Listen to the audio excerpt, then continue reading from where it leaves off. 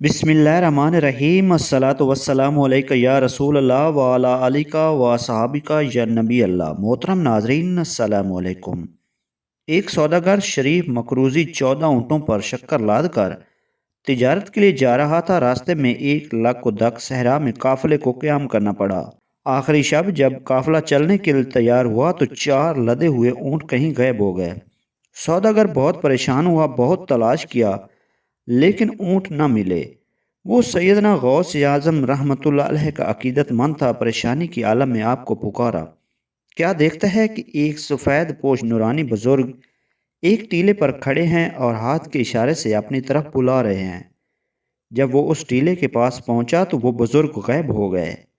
اس نے ٹیلے پر چڑھ کر دیکھا تو دوسری جانب 4 اونٹ سامان سمیت بیٹھے ہوئے تھے۔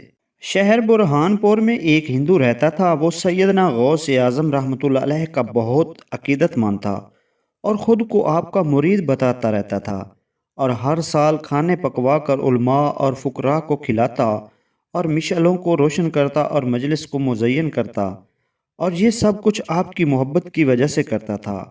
جب وہ فوت ہوا تو ہندوؤں نے اسے مرگھٹ پر لے جا کر آگ میں ڈالا، لیکن اس کا بال بھی بھیکا نہ ہوا۔ پھر انہوں نے اتفاق رائے سے اسے دریا میں ڈال دیا۔ سیدنا غوث اعظم رحمۃ اللہ علیہ نے ایک بزرگ کو خواب میں فرمایا، فلاں ہندو میرا روحانی فرزند ہے جس کا نام مردان خدا کے نزدیک سعد اللہ ہے، اسے پکڑ کر غسل دو اور اس پر نماز پڑھ کر دفن کر دو۔ بے شک اللہ تعالیٰ نے مجھ سے وعدہ فرمایا ہے کہ تیرے مریدوں کو دنیا اور آخرت کی آگ میں نہ جلاؤں گا اور ان کا خاتمہ ایمان پر اور توبہ پر کروں گا۔ بغداد شریف کے محلہ باب الاسج کے قبرستان میں ایک قبر سے مردے کی چیخنے کی آواز سنائی دیتی تھی۔ لوگوں نے یہ بات سیدنا غوث اعظم رحمۃ اللہ علیہ سے عرض کی۔ آپ نے دریافت کیا، کیا اس قبر والے نے مجھ سے خرقہ پہنا ہے؟ لوگوں نے کہا، ہمیں معلوم نہیں۔ پھر آپ نے دریافت فرمایا، کیا کبھی اس نے میری مجلس میں حاضری دی ہے؟ لوگوں نے عرض کیا، ہمیں معلوم نہیں۔ پھر آپ نے فرمایا، کیا اس نے میرے طعام میں سے کچھ کھایا تھا؟ لوگوں نے عرض کیا، ہمیں معلوم نہیں۔ اس کے بعد آپ نے مراقبہ فرمایا اور سر اقدس اٹھا کر فرمایا، فرشتوں نے مجھے بتایا ہے کہ اس شخص نے آپ کی زیارت کی ہے اور آپ سے حسن ظن و محبت رکھتا تھا، لہٰذا اس وجہ سے حق تعالیٰ نے اس پر رحم فرمایا۔ اس کے بعد اس قبر سے کبھی آواز سنائی نہ دی۔ شیخ ابو الفضل احمد بن قاسم بغدادی سے منقول ہے، انہوں نے کہا کہ شیخ محی الدین سید عبد القادر جیلانی رحمۃ اللہ علیہ عمدہ اور قیمتی لباس پہنتے تھے۔ ایک روز میرے پاس آپ کا خادم سونا لایا اور کہا کہ ایسا کپڑا دو جو کہ 1 دینار فی گز سے کم یا زائد نہ ہو۔ میں نے اس کو دے دیا اور دریافت کیا کہ یہ کس کے لیے لے جاتے ہو؟ اس نے کہا، اپنے سردار شیخ محی الدین سید عبد القادر جیلانی کے لیے۔ میں نے دل میں کہا کہ شیخ نے خلیفہ کے لیے بھی کوئی کپڑا نہ چھوڑا۔ یہ بات ابھی میرے دل میں آئی ہی تھی کہ میں نے اپنے پاؤں میں ایک کیل گڑی ہوئی دیکھی۔ اس کے درد سے میں بے تاب ہو گیا۔ لوگ جمع ہو گئے اس سے میرے پاؤں سے نکالے، مگر وہ نکال نہ سکے۔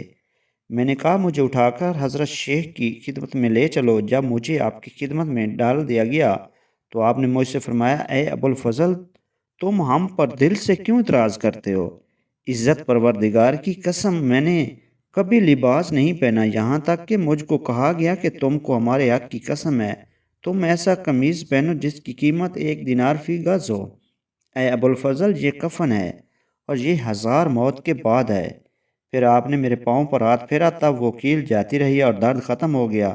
واللہ مجھے معلوم نہیں کہاں سے وہ آئی تھی اور کدھر چلی گئی، میں اسی وقت چلنے پھرنے لگ گیا۔ شیخ ابو الرضا کا بیان ہے، ایک روز سیدنا غوث اعظم رحمۃ اللہ علیہ ایثار کے موضوع پر بات کر رہے تھے کہ اتنے میں آپ خاموش ہو گئے اور پھر فرمایا، میں تم سے صرف 100 دینار کے لیے کہتا ہوں۔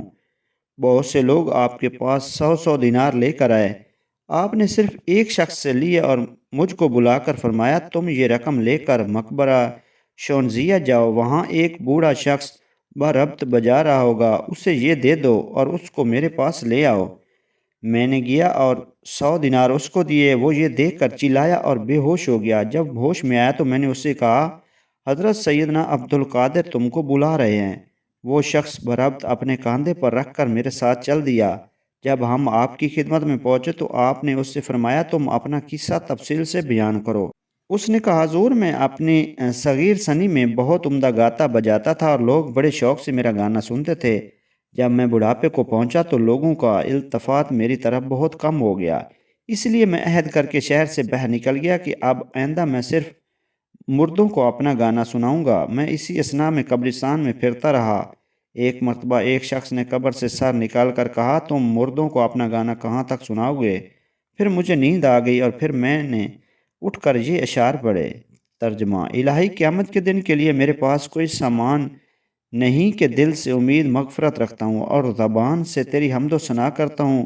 کل امید رکھنے والے تیری بارگاہ میں کامیاب ہوں گے۔ اگر میں محروم رہ جاؤں تو میری بدقسمتی پر افسوس۔ اگر نیک لوگ ہی تیری بخشش کے امیدوار ہوتے تو گناہگار لوگ کس کے پاس جا کر پناہ لیتے؟ میرا بڑھاپا قیامت کے دن تیری درگاہ میں میرا شفیع بنے گا۔ امید ہے تو مجھے اس کا لحاظ کر کے دوزخ سے بچا لے گا۔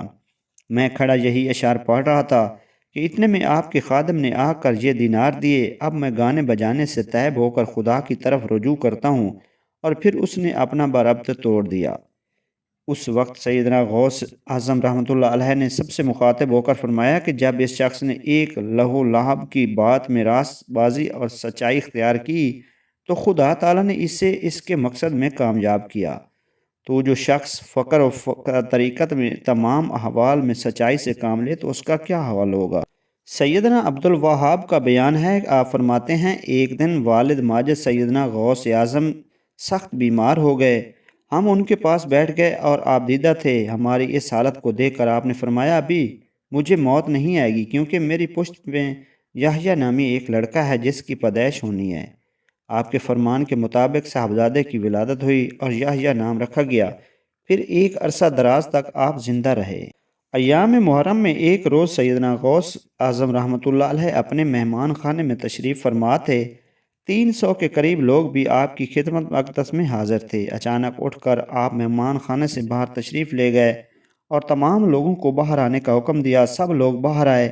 ان کا باہر آنا تھا کہ اس مکان کی چھت دھڑام سے گر پڑی۔ آپ نے فرمایا، میں بیٹھا ہوا تھا، مجھے غیب سے اطلاع ہوئی اس مکان کی چھت گرنے والی ہے، چنانچہ میں باہر آ گیا اور آپ لوگوں کو بھی اپنے پاس بلا لیا کہ کوئی دب نہ جائے۔ شیخ ابو العباس خضر موصلی کا بیان ہے، میں نے خواب میں دیکھا کہ ایک بڑا وسیع مکان ہے جس میں سمندر اور جنگل کے بڑے بڑے عظیم مرتبے والے بزرگ جمع ہیں اور صدر محفل حضرت سیدنا عبد القادر جیلانی ہیں۔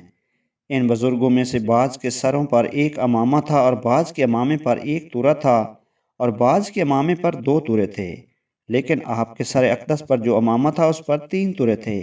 میں ابھی آپ کی عظمت و جلال کا مشاہدہ کر رہا تھا، میری آنکھ کھل گئی اور میں یہ دیکھ کر حیران رہ گیا کہ آپ بانفس نفیس میرے سرانے کھڑے ہیں۔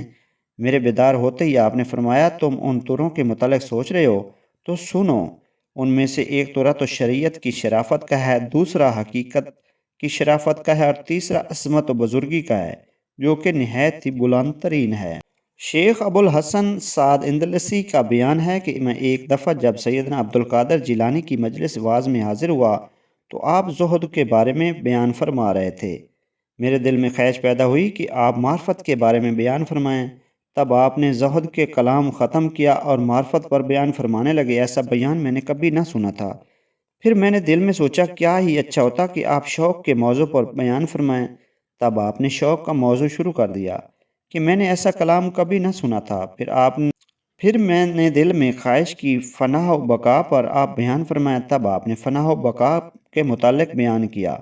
پھر میرے دل میں خیال آیا کہ آپ غیبت کے حضوری کے موضوع پر بیان فرمائیں۔ تب حضرت شیخ رحمۃ اللہ علیہ نے فرمایا، اے ابو الحسن تجھ کو یہی کافی ہے۔ اس پر میں وجد میں آ گیا۔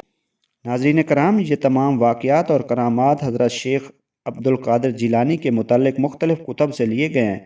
ان کو پڑھنے میں اور سنانے میں کہیں کوئی غلطی رہ گئی ہو تو اللہ پاک سے معافی کے طلبگار آپ سے گزارش ہے کہ اس ویڈیو کو لائک کریں اور دوسرے لوگوں تک ضرور شیئر کریں۔